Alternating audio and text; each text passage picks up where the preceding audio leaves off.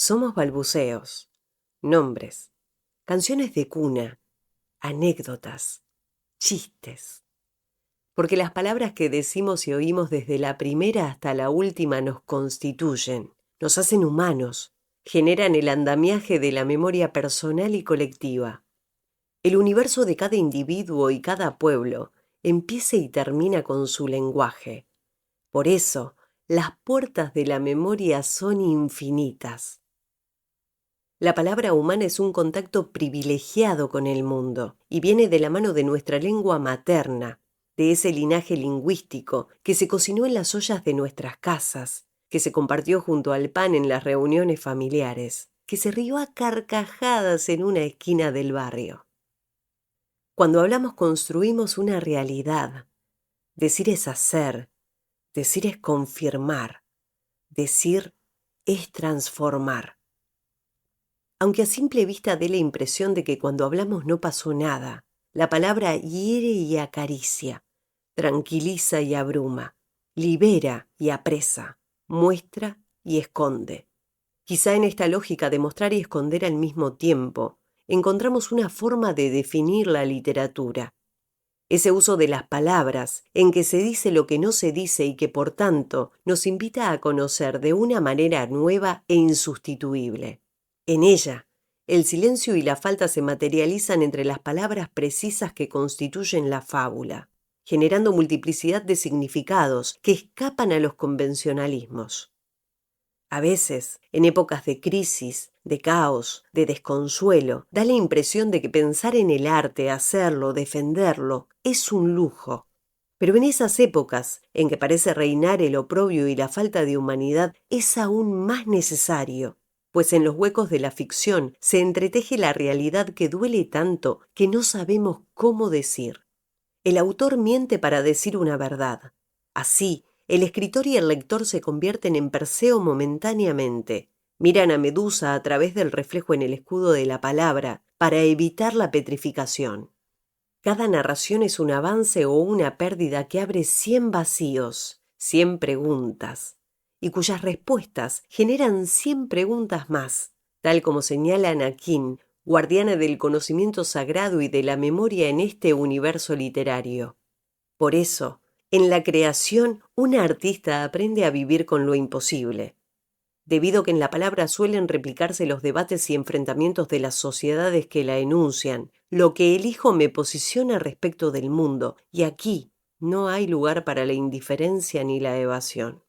No es casual que esta saga comience con la muerte, engendrando a Misáyanes en su boca. Por todo esto, recuperamos el imperativo de Liliana profesora, escritora o simplemente Liliana, porque la palabra nos atraviesa mucho antes de los oficios y las profesiones. Si alguna vez nos toca quedarnos sin palabras, que sea porque estamos maravillados y no porque estamos vacíos. Y ocurrió hace tantas edades que no queda de ella ni el eco del recuerdo del eco del recuerdo. Ningún vestigio sobre estos sucesos ha conseguido permanecer. Y aun cuando pudieran adentrarse en cuevas sepultadas bajo nuevas civilizaciones, nada encontrarían. Lo que voy a relatar sucedió en un tiempo lejanísimo, cuando los continentes tenían otra forma y los ríos tenían otro curso. Entonces, las horas de las criaturas pasaban lentas. Los brujos de la tierra recorrían las montañas maduinas buscando hierbas salutíferas. Y todavía resultaba sencillo ver a los lulus, en las largas noches de las islas del sur, bailando alrededor de sus colas. He venido a dejar memoria de una grande y terrible batalla. ¿Acaso una de las más grandes y terribles que se libraron contra las fuerzas del odio eterno? Y fue cuando una edad terminaba y otra, funesta, se extendía hasta los últimos refugios. El odio eterno rondaba fuera de los límites de la realidad, buscando una forma, una sustancia tangible que le permitiera existir en el mundo de las criaturas. Andaba al acecho de una herida por donde introducirse, pero ninguna imperfección de las criaturas era grieta suficiente para darle paso.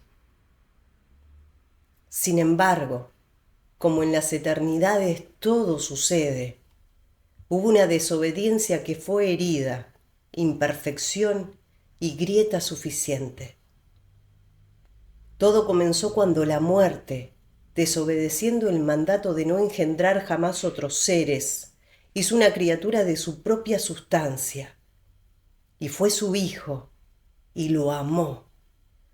En ese vástago feroz, nacido contra las grandes leyes, el odio eterno encontró voz y sombra en este mundo. Sigilosa, en la cima de un monte olvidado de las tierras antiguas, la muerte brotó en un hijo al que llamó Misáyanes. Primero fue una emanación que su madre incubó entre los dientes. Después fue un latido viscoso. Después graznó y aulló. Después rió y hasta la propia muerte tuvo miedo. Después se emplumó para volar contra la luz. Los vasallos de Misáyanes fueron innumerables. Seres de todas las especies se doblegaron ante su solo aliento y acataron su voz. Pero también seres de todas las especies lo combatieron. Así, la guerra se arrastró hasta cada bosque, cada río y cada aldea. Cuando las fuerzas de Misáyanes atravesaron el mar que las separaba de las tierras fértiles, la magia y las criaturas se unieron para enfrentarlas. Estos son los hechos que ahora narraré en lenguas humanas detalladamente.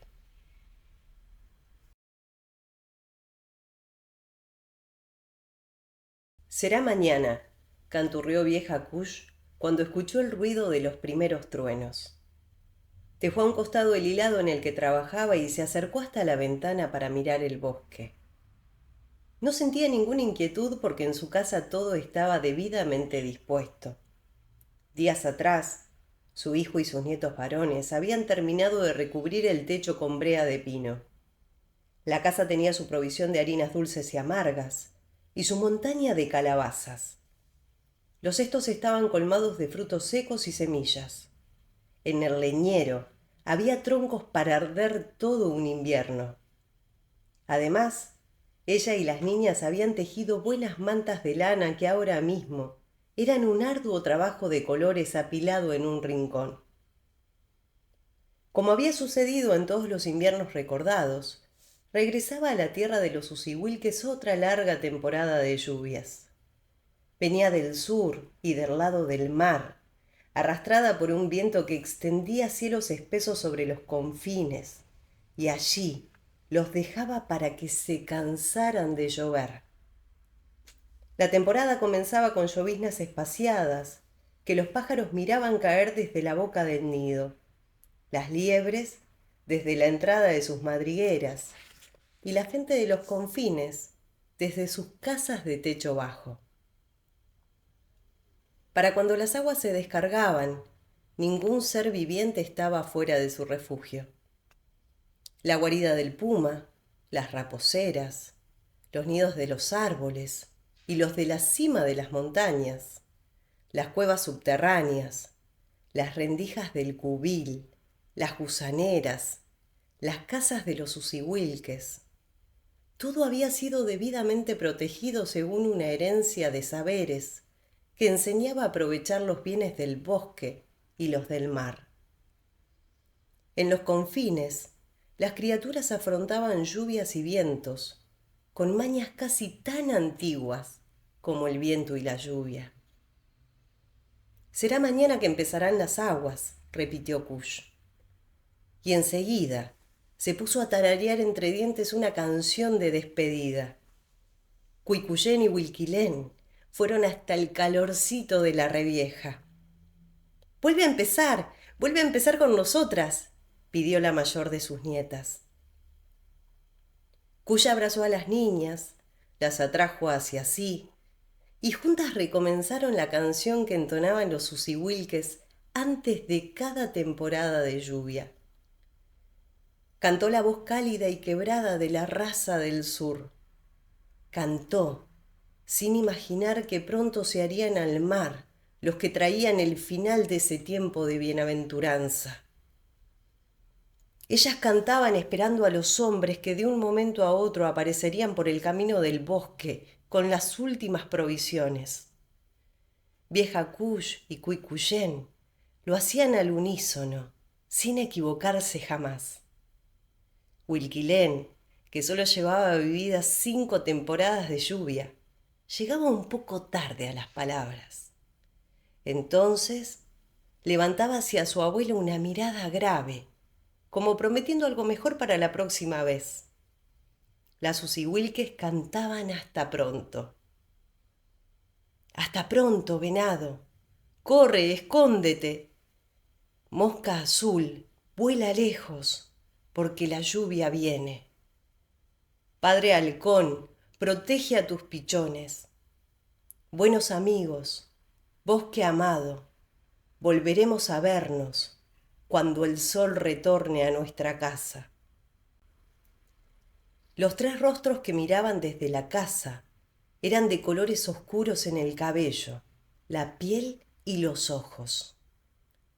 La raza Usihuil que se había forjado en la guerra, de allí la dureza de sus hombres y de las largas esperas los esmeros de sus mujeres. Los corales del mar enhebrados en las trenzas, engarzados en brazaletes y collares, o ceñidos a la frente, eran el único bien que realzaba las vestiduras de las mujeres usihuilques. Túnicas claras que bajaban de las rodillas, sandalias y, según la estación, mantos de hilo o de lanas abrigadoras. Así lucían ahora la abuela y sus 2 nietas, generosas en la belleza de su raza. ¡Los Lulus! ¡Ahí están los Lulus!, gritó Huilquilén. ¡Vieja Kush! ¡Mira! ¡Los Lulus!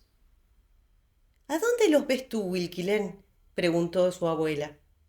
Allí, allí, y señalaba con precisión un gran nogal que crecía a mitad de camino, entre la casa y el bosque. Kush miró. En verdad, 2 colas luminosas se enroscaban y se desenroscaban al tronco, como pidiendo atención. Una era de color rojo y la otra era apenas amarilla. El color indicaba el tiempo de vida de los lulus, más viejos, mientras más blanca la luz de sus colas. La anciana Usihuilque no se sorprendió. Los lulus venían en busca de torta de miel y calabaza, igual que cada atardecer de la buena estación desde la muerte de Champalhué. Kush puso 2 tortas tiernas en una cesta, salió sola de la casa y tomó el camino del nogal para dejárselas allí y regresar. Ellos nunca le hablaban, no lo habían hecho en los 5 años que llevaban sus visitas. Los lulus no hacían amistad con los hombres, y siempre que les era posible huían de su presencia. En esas ocasiones abandonaban la posición erguida y corrían veloces sobre sus 4 patas. Pero si eran sorprendidos en medio del bosque, los lulus permanecían inmóviles, con la cabeza agachada y las pezuñas agarradas a la tierra, hasta que el hombre se alejaba. Sin embargo, y a pesar de la mala amistad, fueron los lulus los que trajeron a Champalhué hasta la casa, ya casi muerta por la mordedura de una serpiente, y la depositaron suavemente junto al nogal. Esa fue la primera vez que Kush vio de cerca los ojos de un lulu. No pudimos hacer más por ella, así le habían dicho esos ojos. Ahora, vieja Kush marchaba a enfrentar una mirada parecida. La revieja había depositado la cesta en el suelo y se disponía a volver con las niñas cuando el soplido de uno de los lulus la detuvo. Se rehízo del asombro y giró de inmediato temiendo un ataque. En cambio, se encontró con los ojos del Lulu de cola amarilla. La miraba igual que aquel Lulu la había mirado el día en que murió Champalhué. Kush supo que se avecinaba otro dolor y lo enfrentó con la serenidad aprendida de su pueblo. ¿Y ahora qué sucederá?, preguntó. El Lulu se quedó en silencio, sus grandes ojos llenos de presagios. Háblame, hermano Lulu, rogó Kush. Dime lo que sabes, tal vez podamos remediar algo todavía. Pero el Lulu giró hacia el bosque y se alejó de allí en cuatro patas. El más joven, ajeno a la preocupación, no se resignó a malograr el festín. Sacó las tortas de la cesta y recién entonces corrió tras su compañero. Kush desanduvo muy despacio el trecho que la separaba de la casa. Mientras regresaba, le pasó por el alma ensombrecida todo enterito aquel día lejano en que murió Champalhué y nació Huilquilén. Champalhué se había desposado con Dulcalcellín poco después de la fiesta del sol. Venía de Huilú Huilú, una aldea cercana a las montañas maduinas. Tenía el corazón más dulce de cuantos corazones latieron en los confines. Cuando canta se ven crecer los zapallos, le gustaba decir a la gente que la conocía. Después hubo años buenos. Dulcalcellín salió a cazar con los hombres de la aldea. Participó en todas las rondas territoriales y regresó de 2 batallas entre linajes. Kush y Champalhué se repartieron las labores y los niños nacieron. 5 hijos tuvieron Champalhué y Dulcalcellín, que fueron 5 risas para vieja Kush. Primero nacieron 2 varones, Tungur y Kume. Muy pronto nació Cuicuyén. Luego Piuquemán, el tercer varón. Y en el medio de un verano nació Huilquilén. Ahora le gustaba a Kush mirarlos despaciosamente, uno por uno, porque de una manera o de otra, todos le recordaban la belleza y la gracia de Champalhué.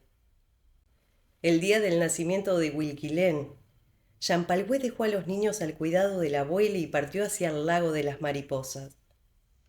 La joven iba a sumergirse en las aguas que devolvían a las madres recientes el vigor del cuerpo y la serenidad del ánimo. De allí la trajeron los Lulus, con el poco de vida que le duró para besar a sus hijos y pedirle a Kush que los cuidara por ella. Y un rato más, para esperar el regreso de Dulcalcellín, que había salido de casa para celebrar el nuevo nacimiento. En la boca de una cueva, a orillas del lago, una serpiente gris de las que hacía años no se veían por el lugar mordió a Champalhué en un tobillo. La madre había estado cortando unas flores que tenía entre sus manos cuando los Lulus la hallaron. Flores que no nacieron de semilla. Trampas de la serpiente, masculló Cupuca. El brujo de la tierra intentó recobrarla para la vida con las medicinas del bosque y de la montaña. Pero ni los remedios de Cupuca, ni la juventud de Champalhué, ni siquiera el ruego de un hombre que nunca antes había rogado, nada consiguió salvarla. Murió ese mismo día, mientras atardecía en los confines. Fue por eso que Kush había pedido a los Lulus que vinieran por un obsequio cada atardecer en que fuera posible andar a la intemperie por esas tierras. Así, nosotros vamos a agradecerles y ustedes van a recordarla, les dijo la anciana. Los Lulus partieron. Cupuca partió. Dulcalcellín disparó sus flechas a las estrellas y al amparo de Kush, los niños siguieron creciendo. La anciana oyó risas lejanas. Cuicuyén y Huilquilén estaban riéndose de ella, que de tanto recordar Se había quedado absurdamente inmóvil, un paso antes de la puerta y con un brazo extendido. Ya está bien, hay que seguir trabajando. Kush entró a la casa fingiendo un enojo que nadie le creyó. Vieja Kush, ¿qué pasó con los Lulus?, preguntó Kuikushen. Herencia de su madre, la facultad de ver profundo. ¿Qué podría haber pasado? Contestando así, Kush quería convencerse a sí misma. Nada. Nada. Wilquilén habló a su manera. ¿De que te cantaron la canción linda, abuela Kush? ¿De los Lulus? Que yo también sé cantar. Trataba de soplar como ellos y daba saltos cortitos sobre un pie y sobre otro. La pequeña Wilquilén había heredado de su madre el don de la alegría. Antes de que la abuela pudiera dar la orden de regresar al hilado, llegaron hasta la casa voces familiares. Ducancellín y sus hijos varones regresaban del bosque. Traían algo más de leña, hierbas aromáticas para quemar en las largas noches de contar historias, y una liebre, la última de la temporada, que comerían apenas Kush la cocinara. Los hombres no fueron directamente a la casa. Antes guardaron la leña nueva junto con la restante, cuidando de separarla por tamaño.